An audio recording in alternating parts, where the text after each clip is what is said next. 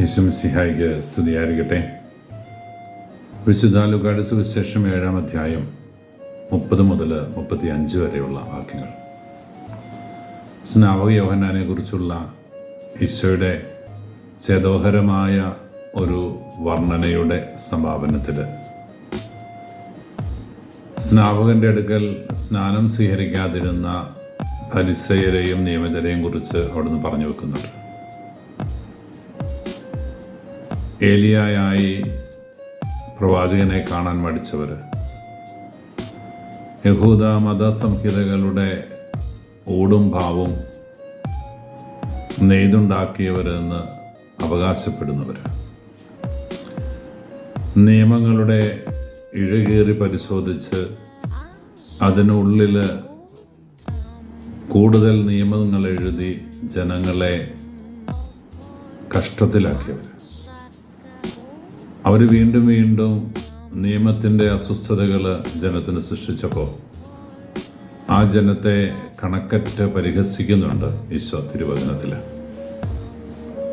സ്നാപകൻ്റെ സ്നാനം സ്വീകരിക്കാൻ മടി കാണിച്ചവർ, സ്നാപകൻ്റെ അടുക്കിലേക്ക് ഓടി ചെല്ലാൻ മടിച്ചവർ ഇന്ന് പരിദേവനത്തിൻ്റെയും അസ്വസ്ഥതയുടെയും മക്കളായിട്ട് നടക്കുന്നു എന്ന് ഈശോ പറഞ്ഞു വെക്കുകയാണ്. എവിടെയും സംതൃപ്തരാകാതെ എല്ലായിടത്തും ആകുലചിത്തരായി ടെൻഷൻ ഉണ്ടാക്കുന്നവരായിട്ട് അവർ നടക്കുകയാണ്. ഞങ്ങൾ നിങ്ങൾക്ക് വേണ്ടി കുഴലൂതി നിങ്ങൾ വിലാപഗാനം ആലപിച്ചില്ല, ഞങ്ങൾ നിങ്ങൾക്ക് വേണ്ടി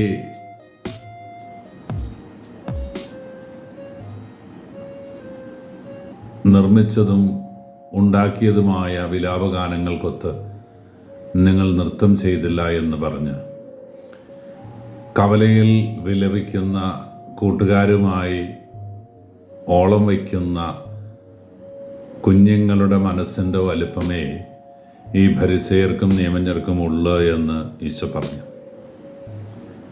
ആ പരിദേവനത്തിൻ്റെ മറ്റൊരു വശമാണ് യോഹന്നാൻ മദ്യപിക്കാത്തവനായി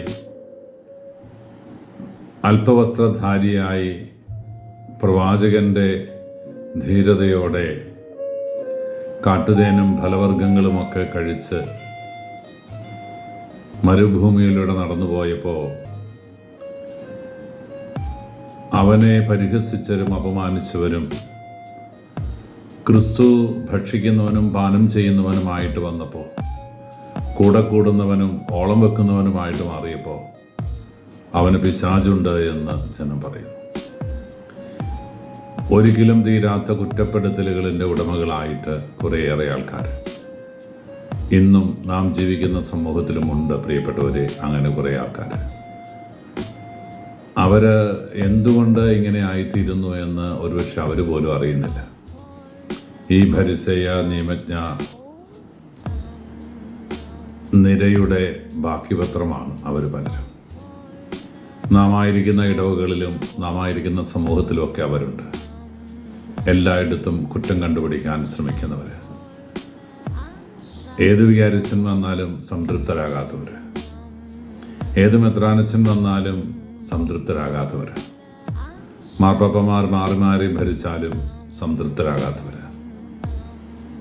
ദൈവത്തിൻ്റെ തിരുഹിതം തിരിച്ചറിയാനോ ദൈവത്തോട് ചേർന്നിരിക്കാനോ മനസ്സ് കാണിക്കാത്തവർ, അങ്ങനെയുള്ളവരെക്കുറിച്ച് ഈശോ പ്രതിപാദിച്ച് നിൽക്കുകയാണ്. ഇവിടെ ഈശോ കൃത്യമായ ഒരു കാര്യം പറഞ്ഞു. ജ്ഞാനം ശരിയെന്ന് തെളിയുന്നത് അത് സ്വീകരിക്കുന്നതിലൂടെയാണ്. നമുക്ക് ദൈവം സന്നിവേശിപ്പിച്ച് തന്നിരിക്കുന്ന ജ്ഞാനം ശരിയെന്ന് തെളിയിക്കണം. നമ്മുടെ പെരുമാറ്റത്തിലൂടെ, നമ്മുടെ ദിനചര്യകളിലൂടെ, നമ്മുടെ സൽക്രിയകളിലൂടെ. ജീവിക്കുന്നെങ്കിലും മരിക്കുന്നെങ്കിലും ക്രിസ്തുവിന് വേണ്ടി എന്ന വലിയ ബോധ്യത്തിൻ്റെ തീരുമാനമെടുത്ത് ഉണ്ണീശോയുടെ പുണ്യജനനത്തിന് വേണ്ടിയിട്ട് നാം ഒരുങ്ങുമ്പോൾ നമ്മളെ തന്നെ അവന് സ്വീകാര്യരാക്കി മാറ്റാൻ നമുക്ക് ആഗ്രഹിക്കാം. കുറവുകളെയും ബലഹീനതകളെയും അതിജീവിക്കുന്ന വിശ്വാസത്തിൻ്റെ നിറവിന് വേണ്ടി നമുക്ക് ആഗ്രഹിക്കാം. നമ്മുടെ ഹൃദയങ്ങളെ ഭരിക്കുന്ന നല്ലവനായ കർത്താവിൻ്റെ തിരുമുമ്പിൽ എളിമയോടെ ശാന്തതയോടെ നമുക്കായിരിക്കാം. ഈശോ അനുഗ്രഹിക്കട്ടെ. കർത്താവ് ശംസിഹായുടെ കൃപയും പിതാവായ ദൈവത്തിൻ്റെ സ്നേഹവും പരിശുദ്ധാരൂപിയുടെ സഹവാസവും നാം എല്ലാവരും കൂടി ഉണ്ടായിരിക്കട്ടെ, ഇപ്പോഴും എപ്പോഴും എന്നേക്കും.